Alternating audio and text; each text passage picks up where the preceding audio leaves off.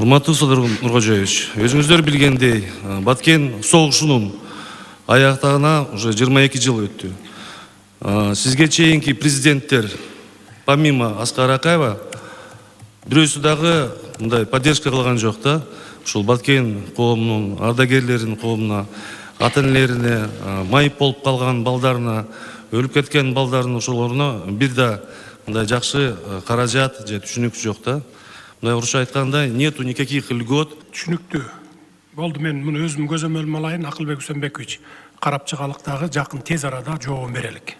Чындап эле мындан 21 жыл мурун жергебизге киришкен куралдуу террорistке каршы турушкан жоокерлерге жана алардын үй бүлөлөрүнө мамлекет тарабынан жетишерлик көңүл бурулбай келгендиги жашыруун деле эмес. Андыктан өлкө президентинин катышуусундагы жакындагы эле маалымат жыйынында ушул таалуу маселенин көтөрүлүшүнүн жөнү бар. Маселен 27 жашында өзү катылган жоону беттеген Нарын районундагы Жамбулак айылынын тургуну Мурат Мамытовдун терең ишенимде өлкөнүн алыскы чегинде адам өлүмдөрү жана чоң жоготуулар менен кошулгон кадимки эле согуш жүргөн. Ошондо Теңир Тоо жергесинен аттанган 450 жигиттин 9-у уруш талааларында баатырларча курман болушкан. Ал мезгилде авиация, артиллерия полностью тартылган.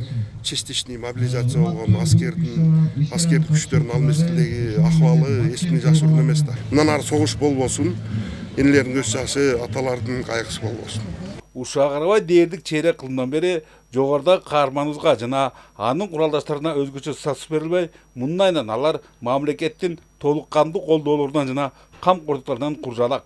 Калыстык иретинде жылына бир жолу Коогалаңдын катышууларына 1000 жана курман болушкан жоокерлердин ата-энелерине 3000 сомдон караларын белгилейли. Нарын шаарында жалпы 122 жоокер Баткен Коогалаңына катышып келишкен. Биз Нарын шаардык мэриясы тарабынан ушу жылына ушул 122 жоокерге материалдык жардам көрсөтүп келебиз. Быйыл дагы ушул жылына которулуп берилген акча каражаты быйыл да которулуп берилет. Баткен окуясынын 20 жылдыгына карата иш-чаралар облус борбору Нарын шаарынан тышкары бардык райондордо да белгиленди. Салт болуп калгандай эле капыстан кирген жоонун таш талканын чыгашкандарга урмат көрсөтүлүп, баалуу белектер тапшырылды. Ал эми өткөн ишембеде Кочкор айылында ошол кармашууларда каармандыктын жана эрликтин мыкты үлгүсүн көрсөткөн куралдуу күчтөрдүн полковниги Сагынбек Бекбалаевдин айкели ачылды.